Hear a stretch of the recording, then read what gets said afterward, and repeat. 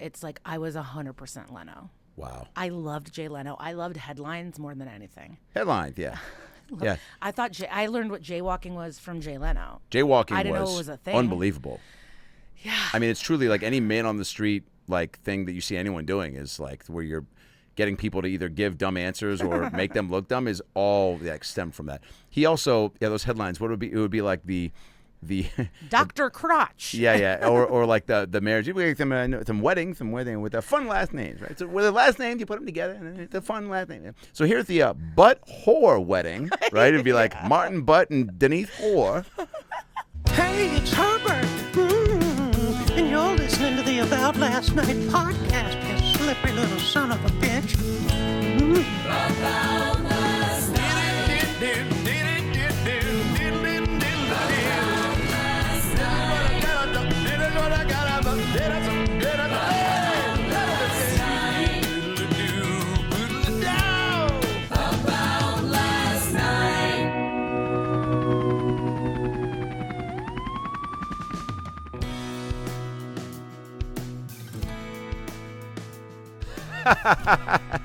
Well, you got to put two fingers inside of it, and then you'll see, and then you won't have to go to the doctor ever again, Doug. Okay, say hi to Mary for me. She's dead. Oh, my bad. Guys, Adam Ray here. Welcome back to the About Last Night podcast. Thanks for coming. Thanks for subscribing. Thanks for listening. Of course, if you aren't subscribed, click right here on the YouTube icon and get all the past episodes and clips and goodies that the podcast has for you. This weekend, I will be in Cleveland at Hilarities for the first time, August 3rd through the 5th. Come out and see me if you live in or around Cleveland, Ohio. Not a lot to do there, so come inside, escape the heat. I will have a special guest with me. I don't want to give away his name, but he's Jewish, neurotic, and he doesn't wear his shoes on the podcast.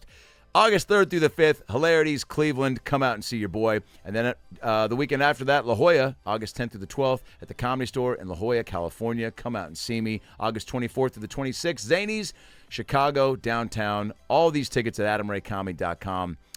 Today's episode, it's a doozy. It's a special one. One of my new favorite comics, Liza Treyger. You know her from Comedy Central, Netflix, ABC. She's got a great podcast called That's Messed Up, an SVU crime podcast where her and her co-host interview. They break down an episode of the show, and then they have on an actor from the show. It's awesome. They just launched a tour. Follow her at Glittercheese on Instagram and Twitter, and go see her whenever she's in LA or on the road. Liza Treyger is our guest. She's hilarious. We get into everything from fucking Barbie to stand-up to dating to getting fingered at weddings to fucking New York to being starstruck by fucking Bette Midler and being single in LA and it's just a great episode. A lot of laughs. Enjoy the hell out of this one. And again, come out and see me on the road. Tour dates through the end of the year. Some tour dates with Sal Volcano and Matt Rife in the fall. All those at adamraycomedy.com. And if you saw the Barbie movie, great. If you saw my 2 lines that were chopped down from 4 minutes, great. If you want to send me a message and tell me you feel bad for me, save it. Actually, send it. I need it. But the movie is out. Check that out. Not on my account. Just check it out if you want to see it and you want to support whatever that message is. All right. Thanks for watching. Enjoy the episode. Bye. You're not a cook. No. I just can't handle it. You're more of like a Crustable. Much. Just give me a Crustable and some top ramen. I do love Uncrustable, but I like an egg, an assembly. I like little stuff. But I like to go out with my friends. Are you a breakfast person in general? Yeah, I would say egg and cheese is my number 1 favorite sandwich. Wow. What's your second favorite? Sorry, I think to start the pod with the hard-hitting questions. I mean, BLT is maybe like a turkey, like a BLT. Yeah. I would say. Yeah. Yeah. Do you want to wear the headphones or are you good? No, I don't want to. Do you? Okay. Is No, it I'm because I fine. moved my hand? No, it's just I just realized, yeah. I never want to. How come? I'm thrilled to be here, but I am curious. You said you have 2 things you want to talk about right away. Yeah. One, I started to cough a lot, and I Yeah. know you also participated in the marijuana field. It's ruining my life, yeah. It is? I love smoking weed. Me too, and But I think it's ruining my life. Well, I and think so it's that's a thing I just have to grapple with. There's a friend of mine that smokes all day, every day, like literally up, and he's able to get through most things, but it's starting to affect like his level of enthusiasm for not for life, but like literally he's just so like talk to me. I'll give you. Because sometimes I'm like da da da da, and then I'm like puff puff, and I'm like, you know what? Let's just not. Let's just not. Let's do that. And so that's not really good. Well, I started to cough up a lung, and I. But you don't strike me as a stoner. Oh, wow, yeah, I was ripping. I mean, probably 5 or 6 big blunts last night, and should have been done. And so I'm trying to go more edible. You know what friendly. I love hitting that? Like I have these Jeter like rolled in Keef wild indicas. I swear I'll just like fall asleep with all the lights on. It's like it's just holding like, it lit. It really knocks you out. Yeah. But yeah, no, we might get diseases, and smoking's bad. We don't know. Yeah, they know. Like HuffPost keeps coming out every couple months being like, pot actually makes your sperm taste better, and then a week later they're like, it actually makes you racist. No, those kinds of tests. You saw the movie Thank You for Smoking. Yeah. Once you see that, you just know the truth, man. I know they don't want to tell us anything. Studies. Pop-Tarts are probably good for us. No, I eat too much processed food. That's the thing. We all do. Processed food is bad Because it's expensive really and tough to get the good stuff. I don't think that's true. You're right. I think we're addicted. We're addicted to our like scrolling and processed foods, and then some people are able to escape in a cool way. And they make it and get out and go to the other side. Yeah, and then they get to like I did follow this cool fitness influencer. I was obsessed with her and her entrepreneurship, and I was just like gung ho. But now it's gotten too much, where it's like the eggs for my skin, and I can't have this and that. And I'm like, what are you? Yeah. I don't know. It Your just whole life seems like revolves too around much. it. She's just like swallowing liver nuggets, like raw liver meats, and I'm like, this isn't. I liked you when you were like, I'm buying grapes. Like I need, I like that. Not like swallowing liver pill chunks, but To each his own. Yeah. Are you a fan of those types of sayings? At the end of a conversation when no one really knows what else to add, you go, hey, carpe diem. I don't know about that, but I love an inspirational quote. You do? I love an inspirational quote, yeah. Give me your fave. It's never too late to become what you might have been. That's George Bernard Shaw, but that was written on my high school like dry erase board. But my high school yearbook quote is, if comedic value outweighs personal loss, it's a worthwhile situation. Let's go. So that's from my friend Veronica. And shout out. She had a pretty sweet closet from 92 to 96. She was the original hipster to me. I didn't know hipsters. Like, she was such a weirdo to me. Like, I mean, my best friend. I feel bad saying that right now. No. Weird's but good. But she dressed weird, thrifty, and then it became a thing. And then she lived in an art dorm, and then it became the trend. But I swear she was like the first hipster in my life. To set the tone? She liked ska music. She was just like a little weird. Saves the day, cute, dashboard. Artsy. She's an art teacher now. Well, of course she is. Yeah. Yeah. They don't have a TV. Oh, they do in the basement. It's really fun. I don't want to say I don't trust people that don't have a TV, but. I don't. Yeah. But that's another thing that's ruining my life. TV? Yeah, I love it. From the moment it's there. Yeah, I love it. It's white noise for me for sure. 100%. Like I think I've always liked to have it on. But then I will wake up. It's like my brain subconsciously will hear, like, if it's at The Office, my brain will be like, you love this episode, dude. Get up. It's about to be when Dwight shows up to the Michael and the dinner unannounced. For me, it's a lullaby. I go, da, da, da, da. It can't be like Real Housewives, which you love. No, and some stuff's too jarring. Or so I do Seinfeld, and the people, like, I just slept with my sister in a bed, and, like, people... It's upsetting to them when I share hotel rooms or I'm with friends. They hate the Seinfeld. Why? Because it's not because of the Jews. It's jarring to Jew people. Part. No, okay. No, I'm surrounded by Jews. I'm a Jew. I don't know. BoJack Horseman. The one time I was with a friend and she was like, it's the episode where this character dies. Like, what's wrong with you? Why are you sleeping to this? And then she crept up in the middle of the night to try to close the laptop. And she said, I woke up in a frenzy. Like, Jesus. Yeah, now this is like sicker than you anticipated. Okay, so back to pot real quick. Yeah. You feel like you can be someone that's like fun and upbeat with it? Or do you have to, is it like an end of the night thing? Or can you be a little high and like do a show? I'm high all the time, or I'm trying not to be, and I'm really proud of myself. Right. And then it does feel like a big win when you're like, didn't do it today. But then I'll do it at night.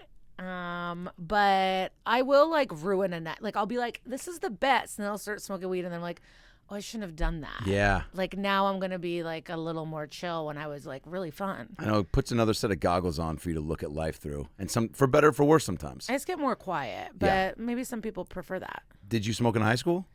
Yeah, it ruined my swim career. I was like a You were a great swimmer. swimmer. And then junior year after the season, I think I was like tired. And so I took I usually swim all year round, but instead I like smoked weed with the bad girls. Fuck. And then senior year, I just couldn't like match my time. Yeah. I just couldn't do it. You seem like you were pretty cool in high school. No. Really? No. You weren't this? I was, but people don't like it. I've been like this since I was born. I've had this personality, and it's really off-putting to like other people. Really? Until I met comics. And then once I started comedy at 21, I was like, no one was offended. Like that's when I was like, oh, this is like my people. That accepted you right away. Yeah, I think I was always causing trouble. But like we kind of, as comics, I think like people that are maybe a little abrasive or straightforward. Yeah.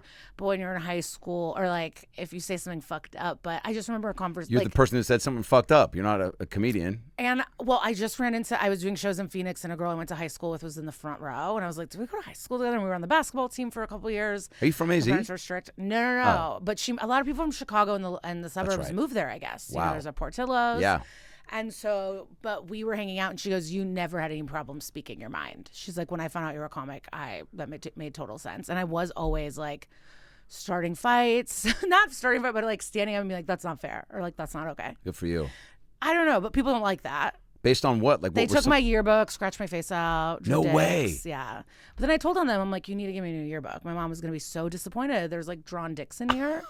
You can't do that. What sort of fights were you starting verbally? Like what sort of I was just like altercations? always like very feministy since like 6th, 7th grade. Like I was a hardcore feminist from junior high on. What were the issues? Everything. I mean, yeah. Pick a fucking lane. Everything. Like, but it just always seemed unfair to me. Like as a kid, I was just like, what are you saying here? So my mom's giving birth. She's the main parent. She's taking us everywhere. She's making more money than you. And she's cleaning and cooking. And you can't even put the dish in the sink. Like I just remember being pissed from a very young age. Of like, and my dad worked very hard. Like immigrant vibes. He woke up early. He worked hard. But it's like, my mom, like, why are you not helping with this home? For sure. And she's actually controlling all the documents, but your decision's the last word. Like, I didn't like any of it. Didn't connect the dots. Traditional gender roles were just like not cool to me from a very young age. Cool with both your folks? What do you mean? Oh, I've told my dad, I'm like, I consider you a bad man. Wow. But he is great. He's like loving in his own way. He was born in 1938 in the former Soviet Union. You know what I mean? You're what? Like what? What do you mean? No, you're like ethnicity and all that. So it's like so complicated now, but we're Russian-speaking Jews, but it's like present-day Ukraine. So like Odessa is where I'm from, and that's like, you know, being bombed now. Yeah, I've got, I think, Latvia Jew. I'm also Russian Jew. Wow. Yeah. But you're darker. Yeah. What's your vibe? There's nothing. You just are darker. Yeah. Wow. Yeah. Do you feel like lucky? I guess. You should. Yeah. You're out in the sun. Yeah. You're not like exploding with issues and rashes and redness. Not like, yet. I mean, I do get to some be a dark sort of Russian like red. Jew, Yeah. that's so cool. Yeah, I haven't been. I'd like to go. Well, now I think my homeland will be exploded, and I'll never be able to speak Russian there. Shit. Because why would they want that? But like, yeah. Do you speak any Russian? I speak Russian. Say, it's great to be here on this podcast. Я очень рада здесь быть на твоей программе. Fucking, that was awesome. God, I gotta learn another language. I know like Pig Latin, kind of. Yeah, but like sometimes I'll run into people that are they'll like judge my pronunciation and stuff. Like I have lived in America most of my life. Yeah. And so with my parents, I'm allowed to be a little like worse at because they just know me. So so that's got to be a part of your, I don't know, your like sassy feistiness. Have those words been used to describe you through were teachers like, Liza's great, a little chatty, but Very a little chatty. feisty, right? Like how would they kind of? My 7th grade math teacher. So my parents didn't really speak English. So my sister went to like parent-teacher conferences and stuff. Yeah. And so I was just talking to my sister about this, but my math teacher, Mrs. Miller, she said that That's I'm your a Mrs. lost Miller cam right there. that I'm a lost cause and I have no future. And it's like Jesus, hard because take. I can't do math at 11. I just like I can't believe she would say that. Thank God it wasn't to my parents, but What the fuck, by the way? It's so fucked up. What is going on in your world where you need to tell an 11-year-old, you ain't shit? Like, I'm sorry, I can't. This isn't for me. Like, Yeah. I can't do math, and I'm This not going to pay probably attention. isn't for you either, Mrs. Myers. You just fucking settled. She seemed like she had a rich husband. You could tell. Like, Oh, yeah. you could tell she had wealth. Mrs. Miller was a well-dressed woman. Fuck. All right, so you weren't good at math. No, were you? No, I would go, I was so fixated on like having good grades to get into, I knew I was going to be a bad test taker. SATs, I was like a second guesser. It'd be like, cat is to kitten, as dog is to A, puppy, B, giraffe, C, Fig Newton. And I'd be like, it's probably puppy. But what's that Fig Newton doing there? Okay. That's a heightened example, but I would second guess every question. I just couldn't fuck. Yeah, bad test taker. You can be a bad test taker. But grades, extracurricular stuff, was nailing that. And I was like, I need to get math, my grade up to get into a school I want to go to. So I would go in super Where'd you early. go? USC out here for acting school. And you wanted to go Out to here, USC. yeah. And I had what ultimately. Wait, were you a thespian? Yeah. I was in acting school. I auditioned to get in. I know, but there. in high school, were you a thespian? Oh, yeah. I quit football to play Danny Zuko in Greece. Oh, my God. Does it all make sense? That's incredible. Yeah. I wrote my college essay on that. Oh, my God. Yeah. Cowardly Lion in 5th grade. Wow. And then didn't do plays in middle school because I just did sports. And then I got to high school and I was like, I can do both. And then I did football and freshman year football and Nancy Drew at the same time. And then I got to sophomore year and the coach was like, I've told this before, but he goes, you're going to start varsity because the offensive lineman above you is injured and you're going to be sophomore captain. I was like, I think I'm going to do Grease. And he was like, get the fuck out. Long story short. And then he ended up coming to the matinee with his kids and I'm in full leather jacket and all the makeup. And he's like, it wasn't bad. This is weird though, but you were good. And then he was basketball coach too, and it all worked out. But he would use it. He'd be like, if I fucked up a play, he'd be like, sorry, I don't have a script for this fucking play, Adam. Right? Very funny. But yeah, and after I did Grease, I was like, oh, I think I want to do that. Like I want to do not musicals, but I did one musical in college, and then just all straight plays and like Shakespeare shit. Just studied abroad and did much more serious stuff. But I didn't know that until it's like a sophomore year. So when did you know that you wanted to do comedy and be in this business? I didn't know it was even a thing. Like I found it on accident, and then I was like, oh, great. But I did always like want to act and stuff. Yeah. Like my AIM screen name was Movie Star 54. But like we grew up in an Oscars household. We loved celebs. My mom loved Marilyn Monroe. We went to the movies every Friday. We watched Entertainment Tonight while she cooked dinner. Cool. So we just like love Hollywood. Yeah, you know what that's I mean? awesome. So what a treat for them that you're out here doing this. Yeah, it's like kind of beautiful living my mom's like wasted communist dreams for sure. Yeah. I'm really doing it. She loves it and I love it. And I get to see celebs, so it's like really fun. Are you celeb? Are you a I know you talked about at Soho House the other night your love for Bravo. Yeah.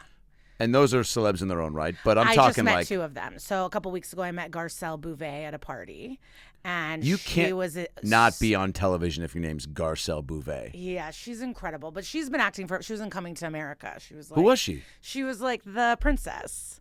Small part, but she was a model. She was on the Jamie Foxx show. In the opening that was getting married to Eddie Murphy? Yes. Cool. And so she's like just been acting. She's royalty. And then she joined the Beverly Hills Housewives. And it kind of, I would say, gave a little boost. And now she's back at it. And we were just in a project together. Congrats. That we won't talk about. But I got to meet her. And then we went to a bar afterward, just separate. And Luann de Lesseps, the Countess, was there. Wow. From the Real Housewives of New York. And by that time, I was blasted drunk. I mean, I bet you could still be blackout and fun, but right? I had a keychain of her like reference from the show. So like I was like, oh my God. I was like, Luann, look at my keychain. Like I was humiliated. I was like kind of crying. Like I couldn't believe Luann was there. Do you get we took starstruck? Photos. I do, but you never know when it's happening. So sometimes I'll see like a really famous person. I'll be like, I kind of don't care. Or like, oh, cool. But like, I'm going to keep my distance. And then sometimes you're just like flabbergasted, but you can't really control who's going to make you feel that way. Yeah, you can't. Yeah, I mean, I saw Tobey Maguire once. And that would do nothing for me. Yeah, we were about as close as Abby and I are, and he was getting back on his bike. and I was sitting out there on this little cafe patio, and the bike was like right there, and he was like and so we just kind of looked over, and he just looked at the exact time that I kind of like, my buddy's like, tell me where, and I was like, and I looked, and I didn't, I wasn't gonna stare, but just right when I looked, he looked up from adjusting his seat or whatever, and he was like, gentlemen, and I was like, Spider-Man, or whatever, didn't know what to say, and just I didn't know. Toby. I forgot he was Spider-Man. Yeah, that's why people like him. It's always confused me. I was like, Cider House Rules. Great, like, great movie. Is it? Oh yeah, it is. Michael Caine stands in the doorway of all the orphans and goes, "Good night, all you princes of men, your kingdom." Remember? You haven't seen it? No. Oh yeah, Michael Caine is great in that movie. Charlize Theron's in it. It's basically an orphanage that's on a cider house. This is not a pitch for. Yeah, I don't want to watch it. It just because of the orphans. Orphans make you uncomfortable. You've always said that. No, maybe I would if it was. I don't even think I'd pick it on a plane. I think the time has passed for Cider House Rules in me. So your love for movies came from your folks playing what? Well, VHS. We were immigrants. I had Ace Ventura 2, not Ace Ventura 1. Shit like that would happen. But we went to the library in Blockbuster. I'm a kid of that time. Yeah. But I love Big Business with Bette Midler and Lily Tomlin, 2 sets of twins switched at birth at the Plaza Hotel. That to me is heavy. I just watched it this week again. Isn't that also It Takes Two with Mary-Kate and Ashley Olsen? Absolutely not. It Takes Two is one set of twins, and they're not even related. It Takes Two is it's crazy identical strangers. Wow. One is an orphan and one is a rich girl, and the rich girl's dead mom ran the orphan camp, and that's how they knock into each other. Also a great premise. Yes, and then there's Parent Trap, and that's this one's actually wild. So it's Dennis Quaid and Natasha Richardson have twins, and then they divorce, so each of them takes one. One stays in Napa, one goes to London, and they just never tell the girls about each other, which is wild. But then they meet at summer camp and decide to obviously switch places and bring their parents together. Wow. Yeah. So you're a sucker for those films. Oh yeah, and I love Body Swap, a Freaky Friday, a just mom watched. And daughter. I love it. Unreal. It's so good. What's the Jason Bateman Ryan Reynolds one? The Change Up or something? Is that even funny? They kind of look similar. What's even the difference? It's very funny. Bateman's Bateman. He's just I got a big pitch meeting on Friday, just and Ryan's guys. I fuck they're just everybody. Two guys. The whole it only right. switches when it's son daughter age. Kirk Cameron and old, Dudley young. Moore. Remember that? No. Abby, will you look up whatever movie? It's Kirk Cameron. Who I think still hates gay people, and Kirk Cameron, and hardcore Christian, and I love when he was on. I don't know what show it was. He Growing was Pains. Yeah, totally, and Dudley Moore. But when Kirk was on CNN, and I think Piers Moore was like, "So is it? Do you just not want gay people to get married? Father like son." Ooh, okay, that sounds. Put in the I queue. would love it. Oh, it's father, incredible. Like son, yes. So that's a good switch up because it's old man and young kid. There needs to be a lesson learned. It can't just be uptight. Because me and my podcast co-host, I think we would be good for a body snatching situation because I'm very messy. Snatching or swapping? Swapping. Yeah, you said snatching. But is that but it means the same. I think body snatching means we should get kidnapped. So I think of snatch as also snatch and grab. Oh yeah, no, fun Swapping. Swap. And because so I'm single, messy, out and about. Yeah. And then she has 2 kids and is type A organized XL. That's a great formula for a swap. So that would work because I would be like, what do you mean I have to feed these children? And she would just be like, ew, there's empty bottles around me. Is that a Corona bottle or a Powerade? Always just water and Gatorade Zero. Glacier Cherry. Us too. It used to be lemon lime, but Glacier Cherry came. Well, Bella Danger. Who's that? She's one of the hottest porn star, adult entertainment gals. Gotcha. You know her. She's modeled for Yeezy and stuff. Okay. Abella. I've probably seen her. She's Miss Miami. She's going to college. Wow. I love her. Is she really? Yeah, and she's dating a lawyer who owns his own law firm. She's just a true wow icon. American treasure. She's an Holy shit! She's created her own good luck. It's but almost why did I even bring her up? She's just in my head as a portal. What were we just talking about? Your podcast she partner. said she likes the white Gatorades The porn star because does. for squirting scenes. But I heard that in an interview, and I was like, okay, well, I'm getting Glacier Cherry too, bitch. Just for my everyday life. Yeah, you never know when you might want to squirt. I am influenced. If I see someone, I'm like, I want that. I want it. You and my wife are very similar, and I'm here for it. She, she's seen you a handful of times at the store, and when we were leaving Soho House, I was like, I was like, Lisa's quickly becoming one of my new favorite comics, and which is true. And I was like, we got to go, we got to stay. And Amanda's dad was, in town, and he'd never been there. And I was like, we got to stay. And they both, my wife has a great laugh and has a great sense of humor. And just being around more stand-up, she's just opened her whole, like, to what, and, developed more of a comedic palette because she's just seen so much now. So I've seen her laugh really hard before, crying 3 times during your set. I'm so happy because she was fun. But then you guys just have so many similarities with the, with the Vanderpump stuff and whatever. But Gatorade Glacier Zero Cherry is like that's our go-to flav, but not for the squirting purposes. No, not for but it is so good. It is good. And over ice? No. Yeah, I like to throw it over ice. In a cup.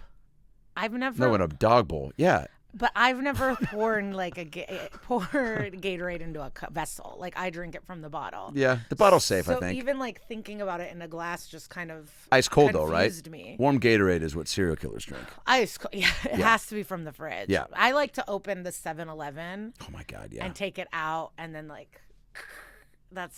Drink it there. Yeah, because it's cold and fresh as it could be. It's a great hungover thing, which reminds me of another great hungover thing is like McDonald's, the sweet tea and unsweet, half sweet, half unsweet. I'll try that. That and like. Is this a new item? No, I mean in some places only have sweet. Yeah. If you're in certain states. Do you have a hungover meal or routine? McDonald's. Yeah. I think McDonald's is the best hungover. And weed. It's like I know. Weed, and then I usually get headaches, so I get into I just get in a shower and sit there. Yeah, just wash it off. Wash off whatever might have transpired. Get McDonald's breakfast, and then hopefully go back to bed. I want to get back to being starstruck and who would truly make you go, holy fucking shit. If you saw them in a McDonald's the morning after, like, kind of a crazy night, who would make you go, fuck, I'm going to buy them a McMuffin out of... It depends. So I did have a Sarah Jessica Parker run-in where I fumbled as a human. I collapsed and I couldn't. It just, like, she giggled. Like, I think she could tell I was, like, not able to... Put it together. Handle it. Yeah. But that was wild. Fran Lebowitz one time, I had just moved to New York and I was like with my girlfriend. Why do I know Fran Lebowitz? Scorsese did a documentary about her, public speaking, and then she had the Netflix one. She's just like, a Jew writer speaker. And so I was like, I had just moved to New York. We were in the West Village. We were at a place where with every pitcher you get of margarita, you get a free guacamole. And then we would all split one fajita. And we were just getting bombed. And I saw Fran Lebowitz walk across the window. And I just they said I almost flipped the table. I jumped. I couldn't believe it. Wow. I got it was the first month I'd lived in New York and I just couldn't believe my eyes. Well, yeah, those people you see from the get-go just also kind of make you go, wow, is that what it's going to be like being out here? Yeah. I'm going to see Paul Giamatti at a hot dog stand? He's dating someone that I know from my past, which is exciting. Whoa. I just sent her eye emojis because I saw one photo and she was like, yes. That's all I got. But I sent I love that. Now, when you have a Giamatti connection now, does that make you go, ooh, guest for the podcast? Well, no, because he's not been on SVU, unfortunately. It's got to be someone. Would be perfect. So tell people about this podcast. So me and my friend Kara Clank, we recap an episode of Law and Order SVU, Special Victims Unit, sex crimes, Ice-T, and then we cover the true crime it's based on, and then we interview an actor from the episode. Awesome. And we've had a showrunner, we've had some writers, a director or so, but it's mostly the actors. What I guess drew you to the SVU world? I guess crime. It's just one of those shows. Yeah. For me, it's hotel show. It's just always on. But as a kid, I wanted to be a forensic psychologist. I wanted to work with murderers. I love James Patterson. I made my parents take me to the serial killer wax museum in Niagara Falls, and they were like, if you look at the photos, I'm beaming as a child, and my whole family is so upset and so bothered. They're not pumped, and I'm just standing in front of a wax Dahmer and stuff with dead bodies. Oh, at what age? I would say that trip was 5th, 6th grade. Holy shit. I just loved it. But we also did a green screen thing where we Like we're on a magic carpet ride over Niagara Falls. Yeah. Fun trip. I like. Sounds like a fun trip. It's a fun trip. Niagara and serial killers. So I would just get like books from the library from like psychologists that worked with stuff. But then my sister's husband's dad, boyfriend, I'm sure they were just dating at the time. He was like, or maybe they were married, but he was like, you're too like, you don't need to be in prison. You're too happy. Like he's like, it's gray and dark and sad and weird. And I was like, oh yeah, you're right. And then I like changed my mind. Wow. I was like, I should have a fun life. Like, Yeah. why would I work in a prison if I don't have to? Yeah.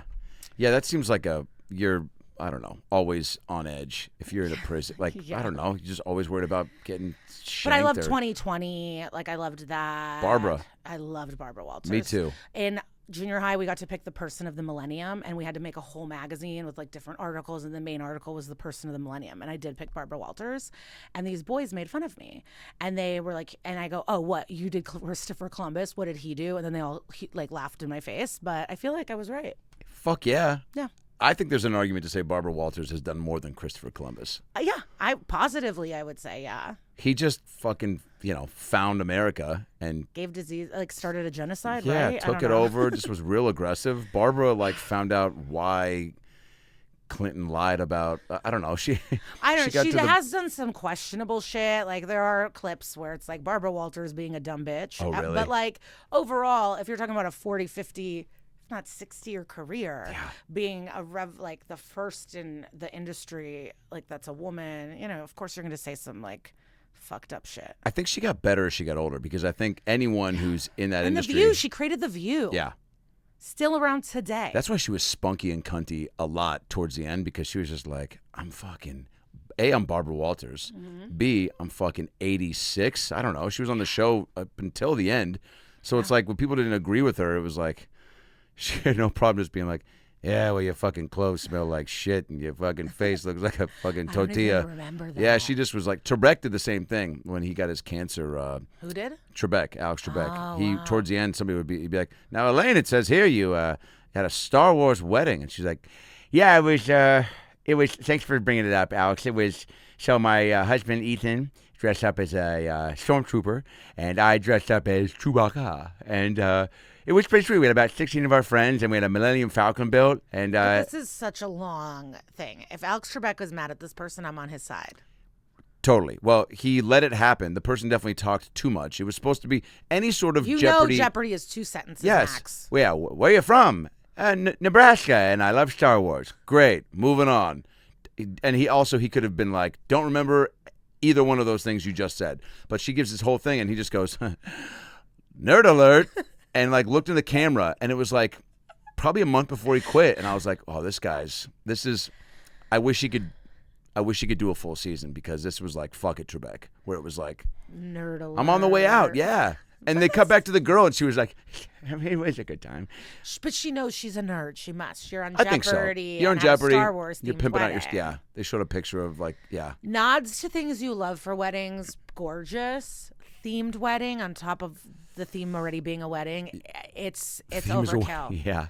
When there's like a groom's cake that's like a football, I'm like, get a life. Oh God. Have you been? You like weddings in general? I'm obsessed with weddings. Cool. I think about weddings all the time. No way. Yeah. I like going to them. I like being part of celebrations. I wish we would have gotten to know you last year and you would have come to ours. We just had it in October. And was it great? It was great. The Goo Goo Dolls played it. No. Yeah. You got the Goo Goo Dolls? I'm friends with them. And they loved it? Yeah. It was they played Iris and you guys danced? So the first dance was Iris. Nobody knew. And then Johnny Resnick. It was Johnny Resnick. He just came through and then flew in and flew out back to the Midwest for a gig like that night. And flew out and then played the gig the next day. Played Iris for the first dance and then played Name and Slide for just because he was there and he was like, what? So it was about 15, 20 minutes of, wow. Yeah. He ripped it. But it was outdoors, really AZ, cool. fall. But it was Halloween weekend. Some people I wanted to give people the option to dress up. Amanda was like, no. I was like, okay. In hindsight, great call. But they could, have a little fun in the photo booth. Totally. You had, big glasses, I'm assuming. No, we did have a video message thing that I just went through, and people cute. are fucking hammered. And my 8-year-old nephew is in most of them, just being really. At one point, he just goes, "I've had beer. I just watched this, yeah. And I know he has too, because his dad is my white rapper brother-in-law named Dirte. But that's what happens at weddings. I got wasted at 15 at a wedding. This kid's 8. 8, but it happens. 8's a little young. I would say like 13, but like you get wasted at weddings. You do. You make mistakes at family. Like that's where you learn about stuff. Like Whoa, I just love what have you learned? I just got fingered poorly once at like a family friend's wedding outside, and I was just like poorly. Yeah, you remember that? Yeah, it hurt. God damn. And I was like, ugh. Like, Did you know the guy? No. Oh, we're all fuck. I guess. But I'm like a teen, but like, yeah, I was just like not. What do you love about just the whole event? Is it just that it's the spirits are high? Well, if it's your good friends, Yeah. it's like fun. So it's like everyone looking cute, open bar with like friends. It's kind of reunions at this point when you're an 1,000. adult. Yeah. So that's really cool. I also think it's romantic. I'm like a hopeless romantic, right? So it's like I'm into it. But I have been to some where maybe I'm not. Don't believe in the love, and that just changed the time. And then all the things about planning and all of that don't actually matter. Because like I've gone to weddings where I'm like, this is but you just love the couple and it's so much fun. Right. Like it doesn't, the other stuff doesn't matter. Right. It's about like friendship, dancing. Yes. Good time. Yes. Celebration. Staying out late. I know. A trip.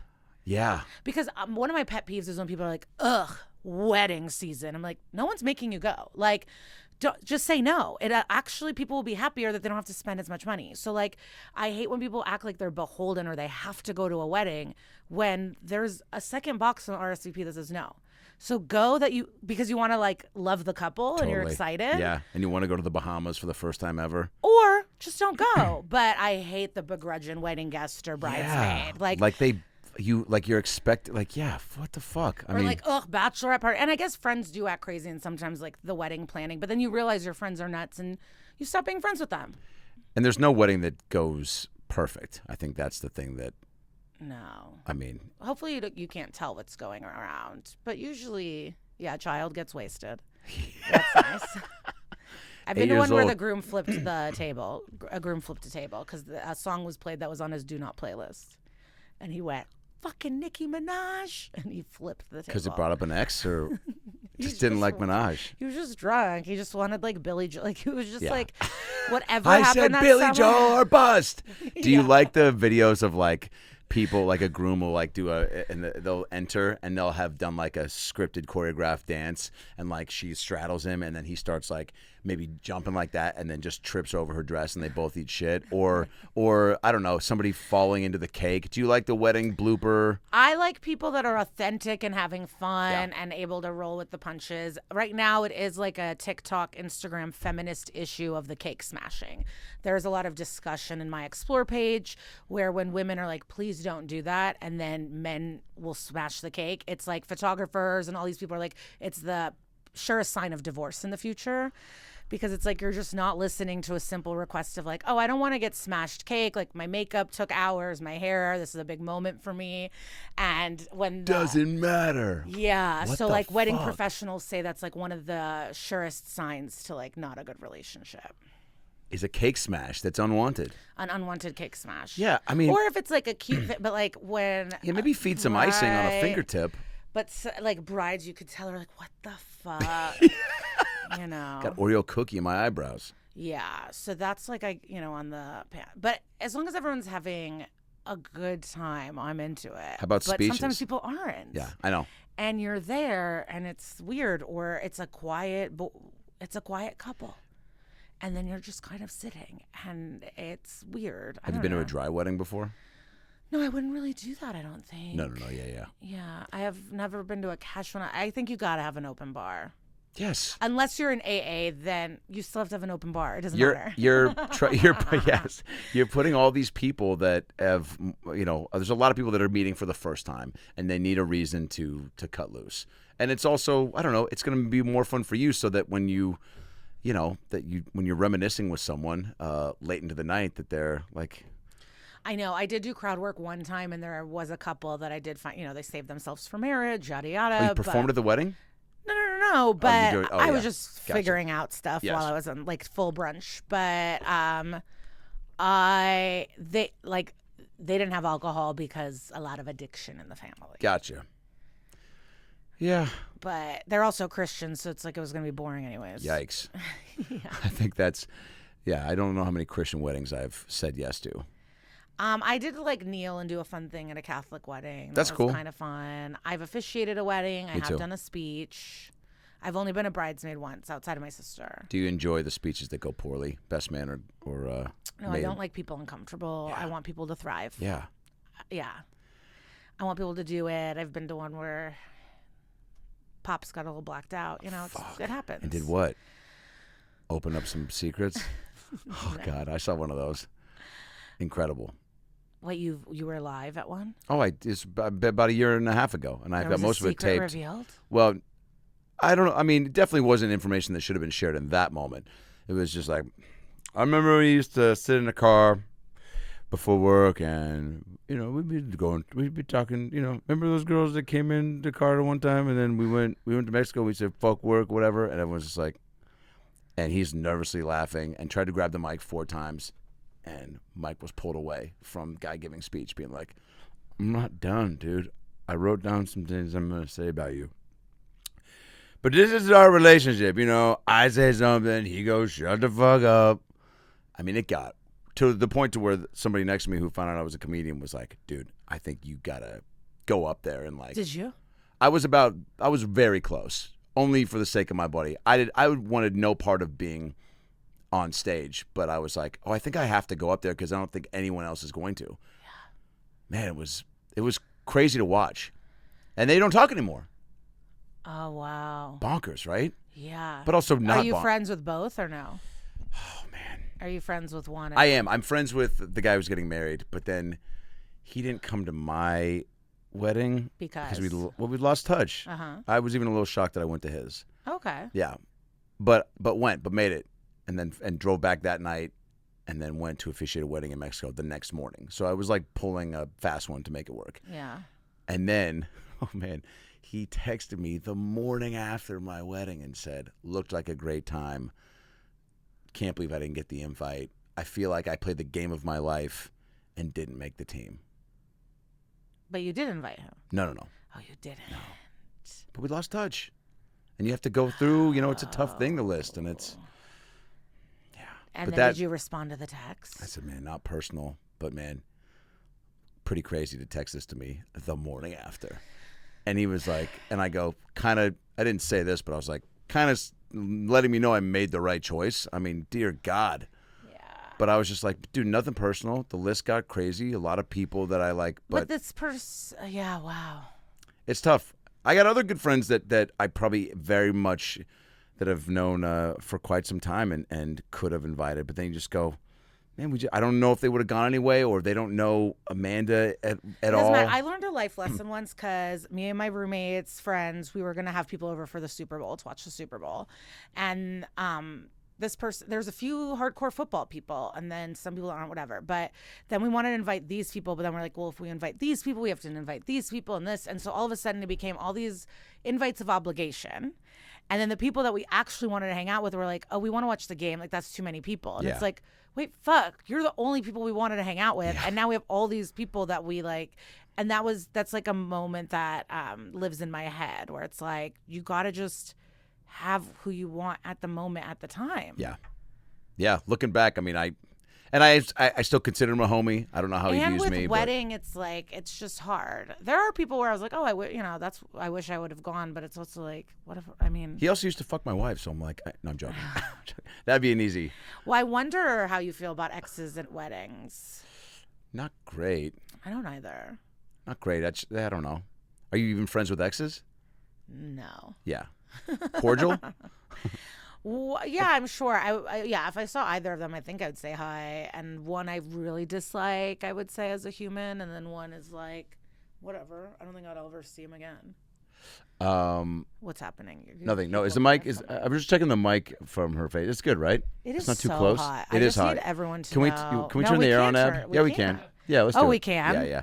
It's not ideal, but it is hot, and I'm feeling it too. It is so Is that- hot. It's 95 degrees outside. I know. I've only gone to a pool 3 once degrees this whole away summer. from the greatest band of 1997. No. That was a joke. I know, but I can't even joke about that. I'm a boy band diehard.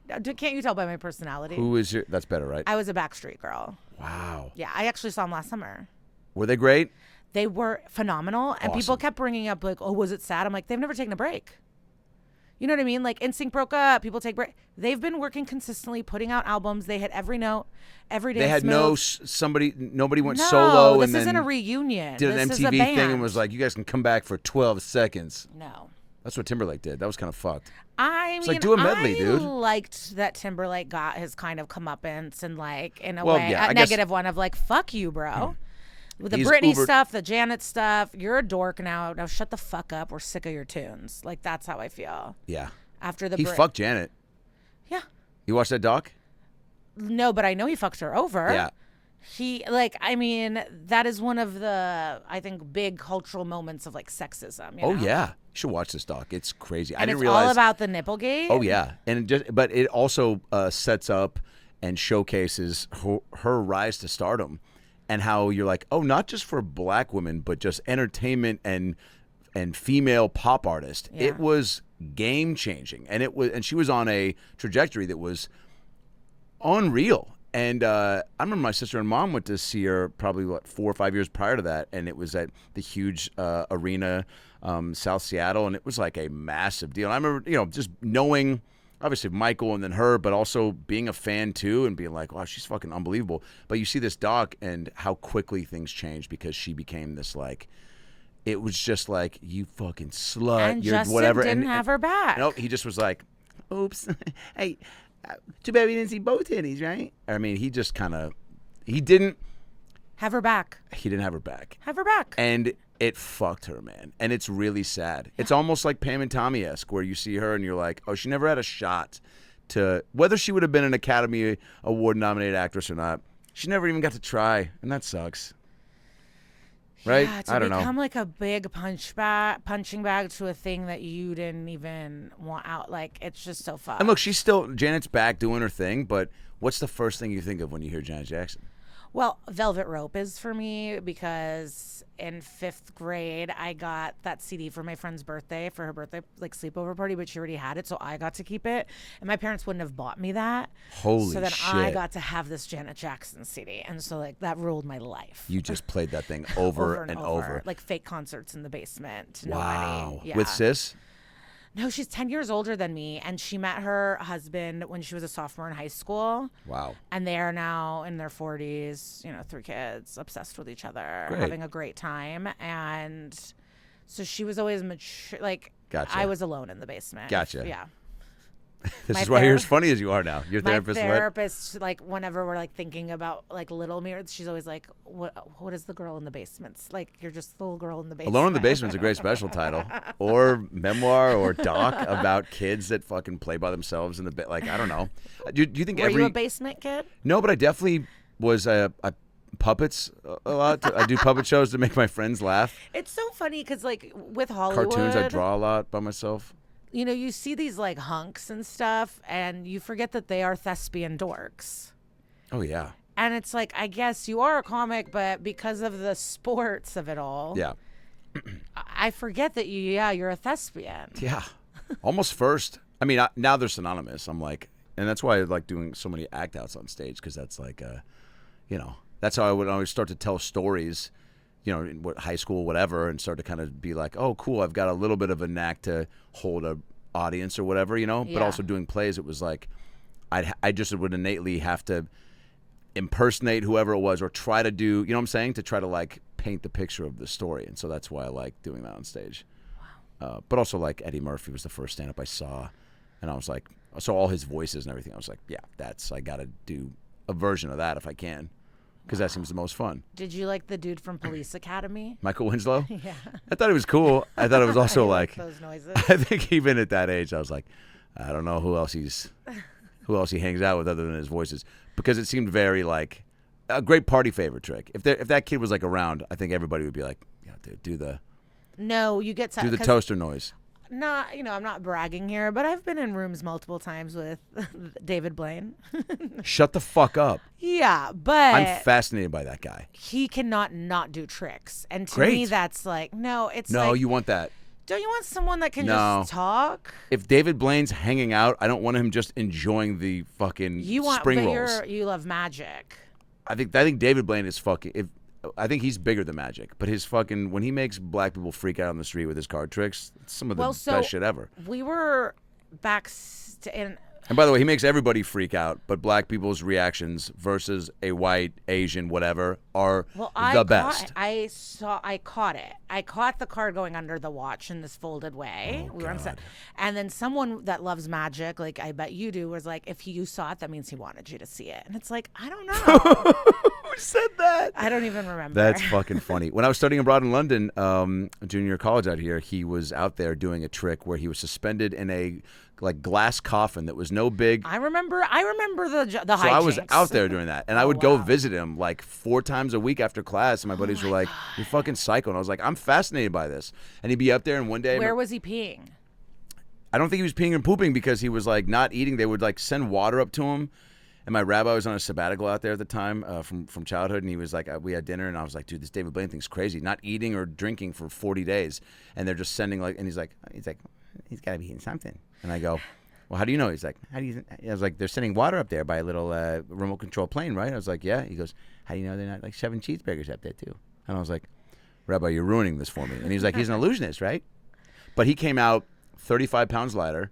I mean, he also could have been acting a little bit, but he was like, he looked very thin and frail. And at one point I went there and he was like banging on the glass, like I saw him freak out midday because he was in there for 40 days and 40 nights, Josh Hartnett style. Jeez. Wow. Anyway. He one time came to the cellar. And he loves comedy, he got right? It's Chappelle. Everyone loves Chappelle. Yeah. Usually if Chappelle's there's other great celebs nearby. But he got on stage and was like biting the glass. I'm like, relax. You have to bite the glass off a table. It's just like, it's so wild. Yeah, just show me a draw 4 Uno card out of a Go Fish deck. Yeah, Sweetheart, I'm hungry. Well, why don't you make yourself some soup again? Can't we go to the grocery store?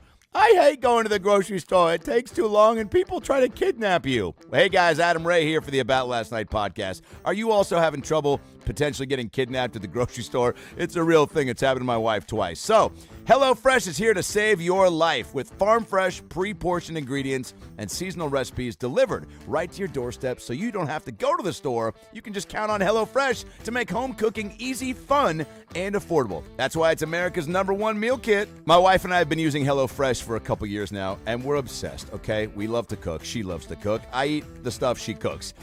And there are so many great recipes that they're coming out with, especially just in time for summer. You want all the good tasting food at your doorstep, and HelloFresh has it. From chef-crafted seasonal recipes to their new Fresh and Fit summer menu, HelloFresh brings flavor right to your door. Pre-portioned ingredients help cut down on food waste, while step-by-step instructions make cooking a breeze and not a chore. Do you know what I'm saying? You want your home to feel like a hangout place with crowd-pleasing eats. A backyard bratwurst or a tangy key lime pie. HelloFresh Market makes summer entertaining a cinch. The ingredients travel from the farm to your door in less than 7 days for a quality that you can taste. And did you know that HelloFresh offers more than just delicious dinners? They do. It's now easier than ever to skip that extra grocery store run by adding snacks, sides, and more to your weekly order. All you got to do is simply shop HelloFresh Market and take your pick from a curated selection of over 100 items. They got so much shit, man. You want to eat well this summer? HelloFresh's menu features Calorie Smart and Protein Smart lunch and dinner options, plus new vegan dinners to choose from. All you vegans, can you hear me? You're probably asleep because you're tired, but HelloFresh makes it easy to reach your food goals with flavorful recipes that leave you feeling satisfied. They offer 40 recipes to choose from every single week, so you're never going to get bored. That's the one thing about food. You don't want to eat the same shit if you're trying to eat healthy. HelloFresh mixes it up. They got fast and fresh recipes ready in 15 minutes or less. Plus, HelloFresh is 25% cheaper than takeout. It is. You know it is. When you Uber Eats and Postmates, that shit adds up. They feature quality proteins, fresh produce, and plans for many lifestyles. It's no wonder why HelloFresh, one more time, is America's #1 meal kit. Be a part of the HelloFresh family. Start living and feeling better right now. Go to HelloFresh.com/about50. Use promo code about50, I swear to God, for 50% off plus free shipping. Guys, HelloFresh.com/about50 and use promo code about50 for 50% off plus free shipping. That's incredible. If you like food and you like feeling good, HelloFresh is the place to be. So one more time, HelloFresh.com/about50, promo code about50 for 50% off plus free shipping. Who would be your celebs if you were at Chappelle level that came to see you? I hope it would be Miley Cyrus because she already likes comedy, and I feel like I am funnier than the people she likes. I do. And I hope she would like me. I bet she'd love you. I've met her a couple of times at the Improv. I've met her once. Very cool. But I was like, I kept it chill. Yeah. But I would always get my way into SNL when she was there. Awesome. Yeah. And then the first time I couldn't even approach, then the next time I was like, hi. Oh, God. Yeah, that didn't go over well, did it?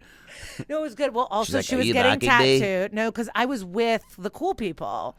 So she was getting a matching tattoo with two of the cast members. Wow. And so I was in the room, but I did shove Pete's girlfriend out of the way, to sit down, because I was like, there's no way you're fucking sitting closer to her. I was like, I have to sit next to Miley. But she was really cool. But I had gone to Australia and I got tattooed by one of her tattoo artists. Cool. And it's a good icebreaker. So I was like, oh, I know Lauren Windsor, and she was like, oh, cool. I'm bad at impressions. No, that's good. But Your attempt is good. So that was thrilling. But I like her. So you have met her. Yeah, she was so sweet. And also, that's one of the cool things about being out here. I'm sure New York too, but I've set, Nelly, Paul McCartney, fucking Jim Carrey. The Paul McCartney one's crazy because he invited me to sit down with him after I got off stage and we got a margarita and we hung out and we watched the show for a half hour. Larry David, that's what's bonkers about being out here. The Beatles is wild. Yeah, and I also love the New York to LA flight. Obviously, you're not going to get a Paul McCartney, but you will get some fun. Yeah, you might get Gavin Rossdale or Kathy Bates. Kathy Bates. Sat next to her? I was diagonal. Cool. Yeah. Did you say anything? No, but I watched her the whole time, unfortunately. Yeah. Of course. I saw everything she picked, what she was reading. I was just watching her like a hawk. Of course. And I pay attention if they're nice to the flight attendants and stuff. And they mostly are. That's a big deal. She was great. Yeah. She was really nice. So you started stand-up in Chicago. Yeah, thank goodness. Why? It's just it's small. There's not as much stuff as Expansive, so you're with the same people every night for years. And so there's real friend. You're not running to 5 spots. There's only a couple mics. Right. So I really liked the friendships. I'm still good friends with a lot of people I started with.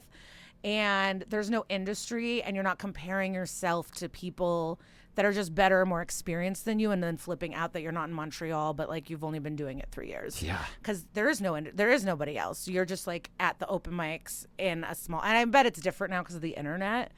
But when I started, it was just having a great time. I wasn't even thinking about anything. That's awesome. I was living my fantasy, right? So I was in my early 20s. I had the hippest show in town at this rib restaurant I waitressed at, and everyone would hang out. And I was 22, running a fun show with girls that everyone hung out at, and running around. Awesome. Salon receptionist. My parents paid my cell phone. They got me a car. I was the luckiest little 22-year-old in the world. Yeah. Yeah. So you had a great time in your 20s, yeah? Yeah, I loved that I found comedy early, and then I just loved a lot. Obviously everyone's mental or comet and young, a lot of partying, but there's always a goal. And for the first year, I was doing homework. I was still in college, so I was in the back trying to do homework at open mics. But yeah, you're making friends. I was going to say, you strike me as stand-up. You have such a good best. conversational approach and take on just life, and that's one thing I hope so. Yeah, you do, and that's one thing that I gravitate towards. And then also, my wife and father-in-law now really appreciate is just how a lot of jokes, but you're just even going up with your little was it a little. Bat, always a bat. Yeah, it almost for me, I noticed that more this last time, but I was that's such a cool little thing. It's almost I'm just popping by to kind of do the, you know what I'm saying? Not I'm better than I got to get out of here, but I'm just coming in almost to it's my make you laugh and then I'm out. It's my version of Natasha Leggero. Instead of opera gloves and diamond bracelets I love it. and feathers, it's here I do have a purse. Have you always, even when you were 22 in Chicago? You know what else is I've just having to talk. You know what's embarrassing when you open for these people and you think they're the coolest people in the fucking world. Yeah. And then suddenly you're now we're all here and it's my first memory of you is being anything you want.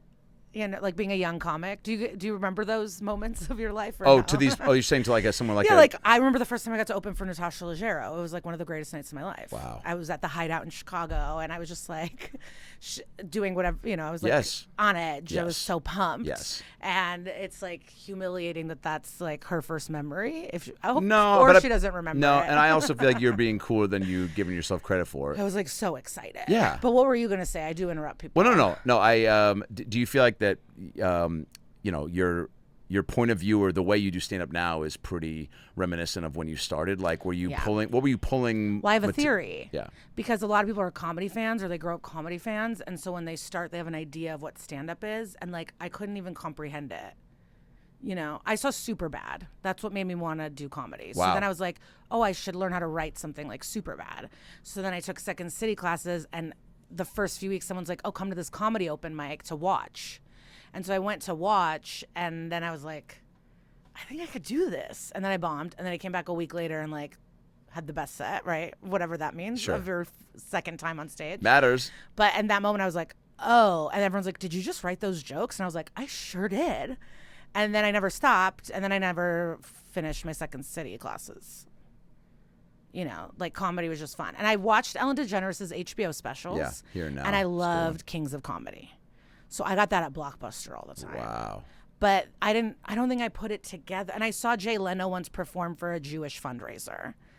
But like, I don't think I even realized it's a thing to do. What was the Jewish fundraiser called? The Jewish United Fund, JUF. Yeah. Joof, yeah. Well, you know, Joof with I used to go to Joof. I did Joof. I think it was the But it's longest running JUF. comedian. Yeah. JUF. Yeah. But it's JUF, but they brought us to America. You know, it's like Oh, right. we're the Russian Jews that were brought over. Right. In the 90s, late 80s. Were you a 90s. fan of his? I talk about this a lot. It's like I was 100% Leno. Wow. I loved Jay Leno. I loved headlines more than anything. Headlines, yeah. Yeah. I thought I learned what jaywalking was from Jay Leno. Jaywalking I didn't know it was a thing. Unbelievable. Yeah. I mean, it's truly like any man on the street like thing that you see anyone doing is like where you're getting people to either give dumb answers or make them look dumb is all like stem from that. He also, those headlines, what would be? It would be like the Dr. Crotch. Yeah, or like the marriage. We have some wedding with the fun last names, right? So with the last names, you put them together, and it's a fun last name. So here's the butt whore wedding, right? It'd be like Martin Butt and Denise Whore, right? So it'd be like the whore butt. Can't we go to the whore butt wedding? Kathy, you going to the whore butt wedding? Did you get an invite? No. Yeah, he. I didn't know until getting into stand-up more that he was like revered as like the guy. You know what I'm saying? Like 70s but and 80s. then everyone turned so hard against him. Like that Cohen thing really like fucked his reputation. Yeah. He like, but There's a better way all that could have gone down. It on all sides, I think. Yeah. I mean, like Conan could have powered through, but then also like they did like to pull him out of the. It's like they just should have never. They should have given Jay a different. I don't know. It's all fucked. They shouldn't. Well, at the core of it, they shouldn't have been like, "You're done." Just kidding. You know what I'm saying? It's like be a man of your word, but like, man, tricky. Yeah. And Conan's not wrong for walking away, but also you're like, fuck, I don't know. Would you want your own talk show, or would you want your own like Curb Your Enthusiasm type show? Ooh, I would love to have a scripted show. I really would. I'd love to make a scripted show, but Andy Cohen's Watch What Happens Live is the pinnacle of late night television to me. I think it's so fun. No news, no monologues, no bullshit, no time filling for like ads. Like truly get these two people in. Let's do these games. Let's ask the fucked up question. Let's get to it. It's quick. It's like 30 minutes. And watching him live his dream makes me like when I could tell when he's like loving it, when he's like, oh, I can't believe John Hamm's like acting this thing out from The Housewives. Like, I just love the joy he feels when the guests come on, and he just like is such a student of television. I mean, he was in production forever. He's the godfather of what Bravo is. Yeah. And his show is so fun. It's like low budget. It's just like there's like 12 people in the audience. Yeah, I've been in the audience twice, and I was the bartender once. I was a bartender just recently. Wait, so who was there? Like, what was there? What were you promoting? Chippendales.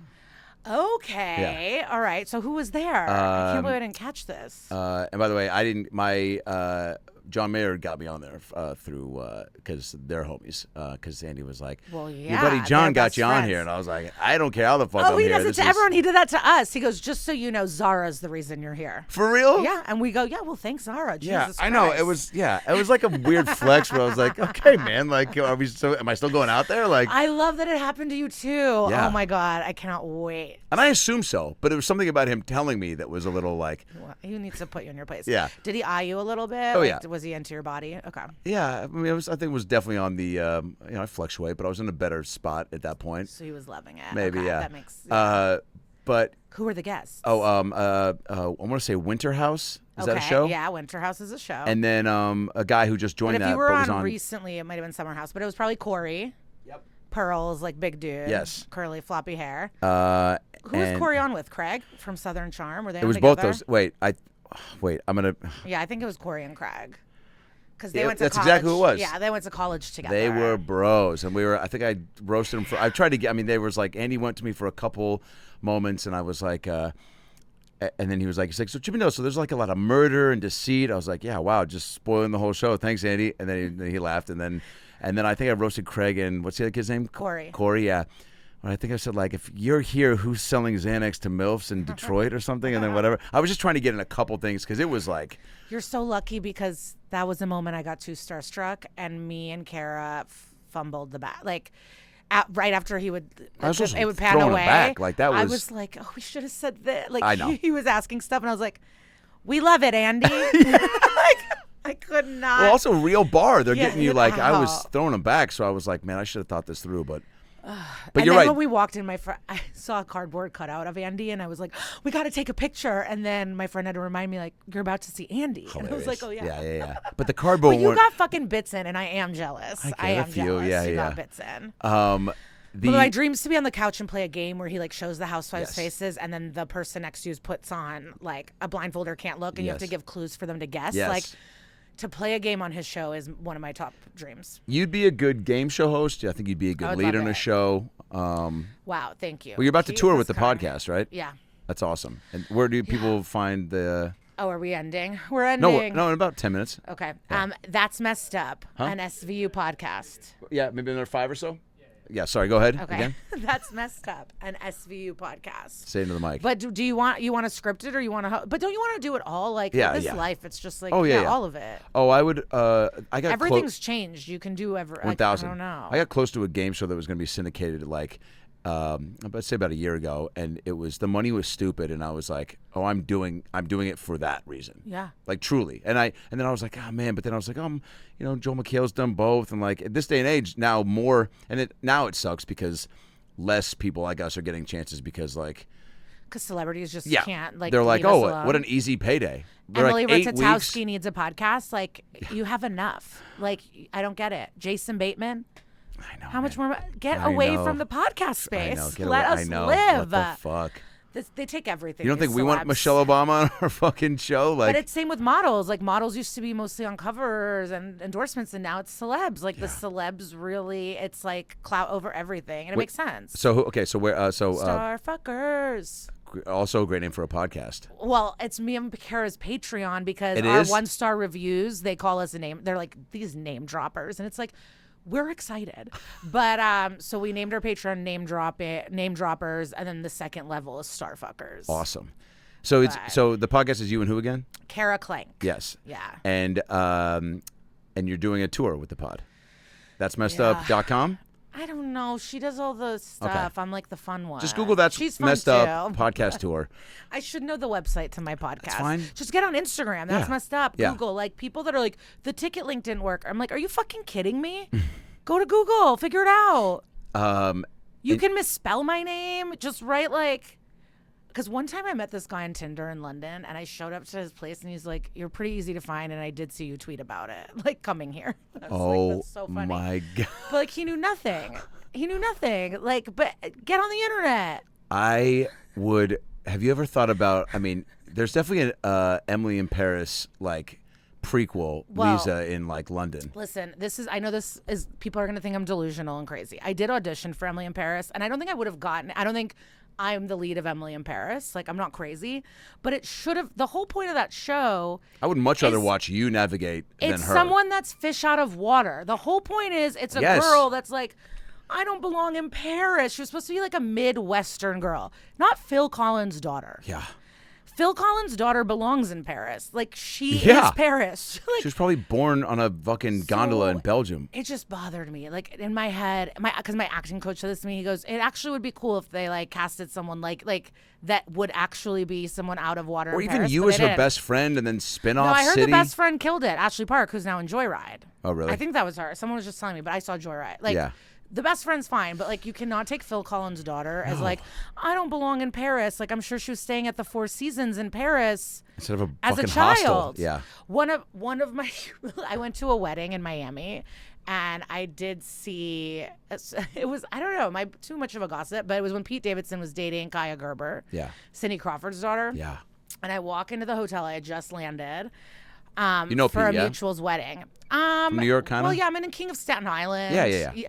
He's always been very nice, and he treats me like, I think, like an aunt. Like, when he sees me, he's like, Liza, you know, like, he'll say my name wrong. Like, he's always very kind and polite, but he is like, he's just busy. Totally.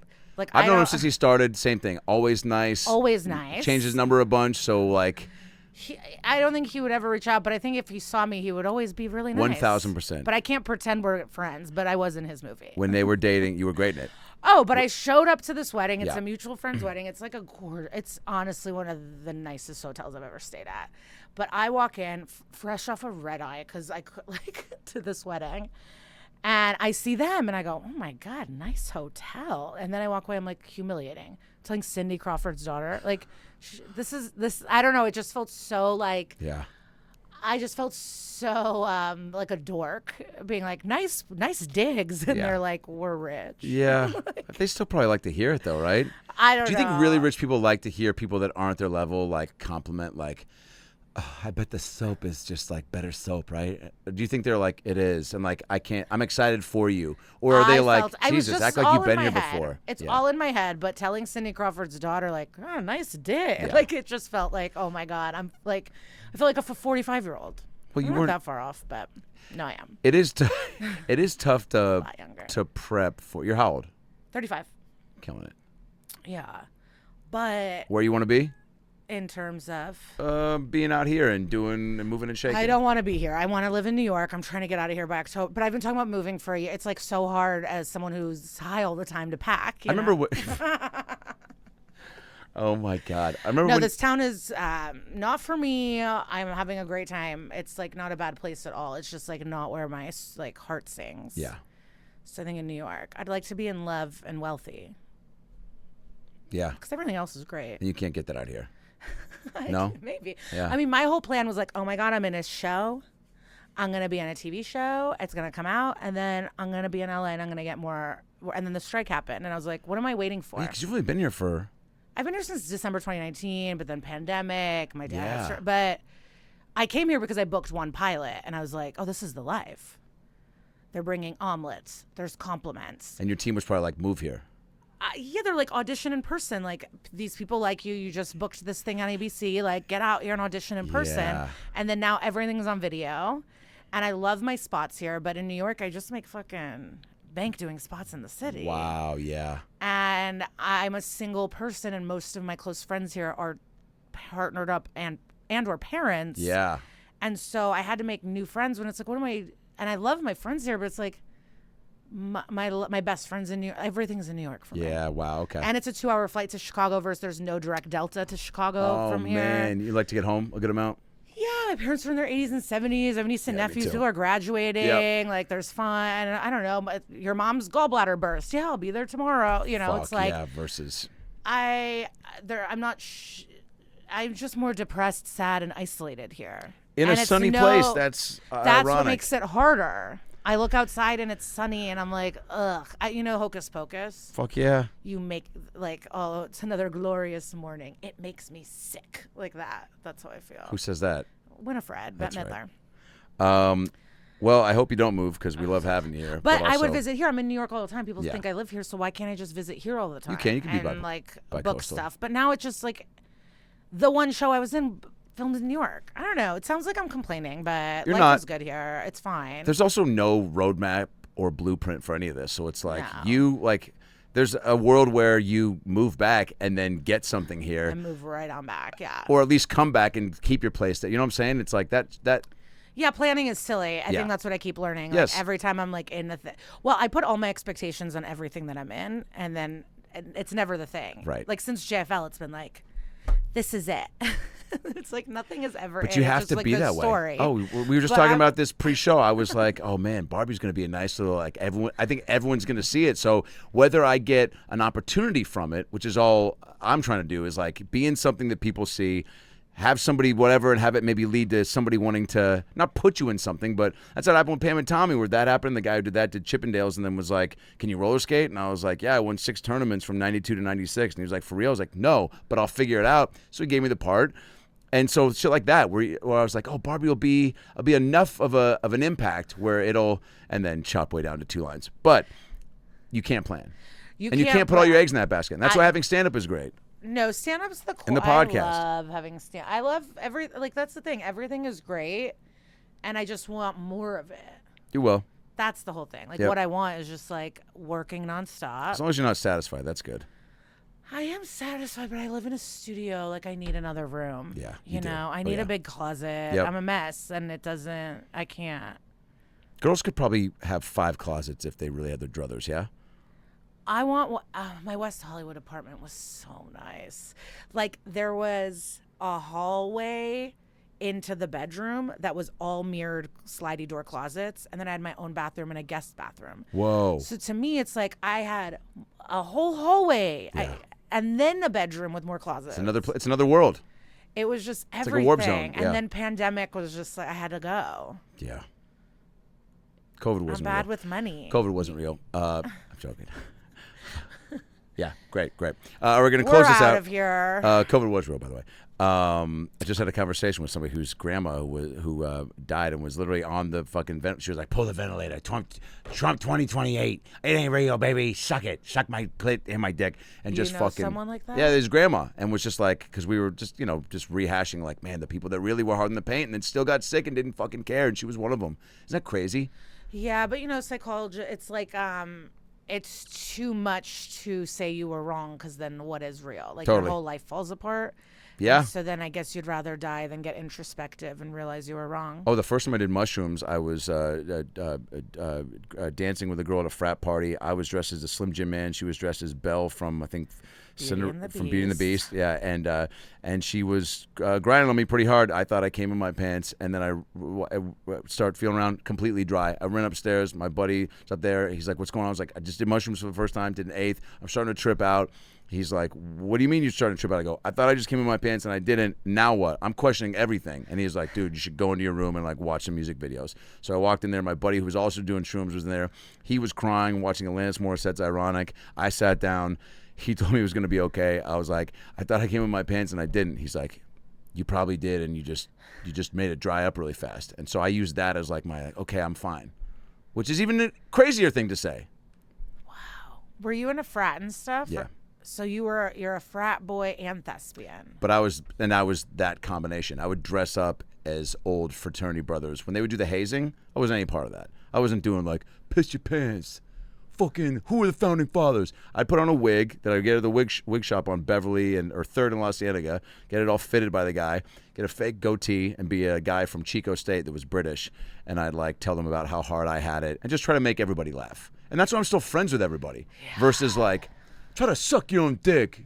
I don't know. They didn't do that stuff, but it was the piss your pants thing I saw somebody do, and the kid walked out, and I was so baked watching this. And I remember as the brother master or the headmaster, when the kid walked out, I was just laughing, being like, you fucking idiot. I was like, what are you doing? He was like, dude, if you're going to laugh, don't be in here. This is serious. I was like, I guess, but this kid, I was like, fuck, dude. I'm glad he walked out. And he was like, get out of here. I mean, some of the guys were flexing from their high school, whatever they got. They're like, oh, now I'm taking it out on these guys. And I wasn't here for that. I'm like, hey, man. Watch it. Yeah, and make them laugh. I wouldn't sit around for the real crazy shit. I couldn't. It was too much. I'd go in, do my performances, and then, honestly, But you got away with it. That's good. Yeah, because they were all like, you're the actor kid, and I was goofy, and I would like do impressions of all the brother, But, and I mean, it's crazy. I've heard stories from stuff where I'm like, oh, I didn't live it as crazy as some people. We're going to close this out. I would like to do a true documentary about the Greek system, though, because it's fucked. There's a lot of. I thought you were about to tell me we're going to close on a game, and I don't know if you saw the excitement, and then you said We are. a documentary about that. We're going to close on a game called. By the way, I started when Mark Mayer was here. I go, we're going to do a game, and he goes, oh fuck. So I'm glad you have enthusiasm. I love games. Inside the Actors Studio, we're going to close this out with a 10-question questionnaire. I'm going to play James Lipton. You no doubt would have been on the show at some point. R.I.P. to James. I'm playing James to get to know Liza Treyger real quick in 2 minutes. Here we go. First generation Bravo. Lisa, what is your... Yeah, that's right. What is your favorite word? Whoop. What is your least favorite word? Oh, fuck. Least favorite food? Word. Least favorite. I would know the food. What word do I hate? Facetious. Yeah. What turns you on? Thoughtfulness. What turns you off? Rude. What is your favorite curse word? Fuck. What is your... bitch. How about use both in a sentence? You bitch fuck. What sound or noise do you love? Honestly, I love like recess or like a softball game, like high school sport noise, like something that's like community and life. Just ambiance, cheering. Yeah, recess. Recess. Fun. Recess Yeah. background. Yeah. What sound or noise do you hate? When people scratch their denim. What profession other than your own would you like to attempt? None of it. Attempt. A public speaker? Is that cheating? No, it's perfect. What profession would you not like to do? Manual labor. If heaven exists, what would you like to hear God say when you arrive at the pearly gates? Hey, bitch. Wow. Liza Treyger, you're amazing. Thank you so Thanks much. for doing this. Fun. That was fun, right? You're on Liza Treyger at Instagram, TikTok. Glittercheese. Glittercheese, that's right. Which is from... But Liza Treyger on TikTok. I don't know. It's just when I thought Twitter wasn't real. 2011. We were young. Who knew? We're Who a knew? Threads world now, baby. Who knew Facebook would like Take over. cause elections? Like we didn't I know. Bonkers. We just thought it was a way to reconnect with like moms from our past. Yes. Good night, everybody.